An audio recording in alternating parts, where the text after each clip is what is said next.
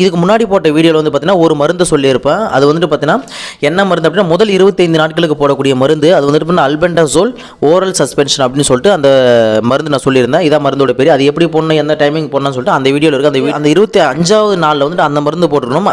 அதை தொடர்ந்து வந்து பார்த்தீங்கன்னா 50வது நாளில் எந்த மருந்து போடணும்னு சொல்லிட்டு இப்போ நம்ம பார்க்க போகிறோம். அந்த மருந்து வந்து பார்த்தீங்கன்னா உருண்டை புழுக்கான மருந்து. இப்போ நாம் இந்த 50வது நாள் போடக்கூடிய குடற்புழு நீக்க மருந்து வந்து பார்த்தீங்கன்னா தட்டைப்புழுக்கான மருந்து. ஓகேங்களா? ஸோ இது வந்துட்டு பார்த்தீங்கன்னா 50வது நாளில் வந்துட்டு போடும்.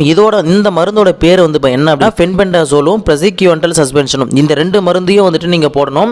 இது எல்லாமே ஒரே லிக்விட்லேயே இருக்கும். இது ரெண்டும் சேர்ந்து இதனுடைய அளவு வந்து பார்த்தீங்க அப்படின்னா இதை நீங்கள் எந்த அளவு கொடுக்கணும் அப்படின்னா அதே சேம் வந்துட்டு பார்த்தீங்கன்னா 3 கிலோ லைவ் ஆடுக்கு 3 கிலோ இருக்கக்கூடிய ஆடுக்கு 1 ml வீதம் நீங்கள் வந்துட்டு கொடுக்கணும். அதாவது ஓகேங்களா, 3 கிலோ இருக்கக்கூடிய ஆடுகளுக்கு 1 ml வீதமும். அதே மாதிரி வந்து பார்த்தீங்க அப்படின்னா இப்போ இன்கேஸ் வந்துட்டு இந்த மாதிரி கொடுக்க முடியல அப்படின்னா ஒரு சிலது ஏறக்குறைவு இருக்கும். அந்த மாதிரி இருந்துச்சு அப்படின்னா ஃபார் எக்ஸாம்பிள்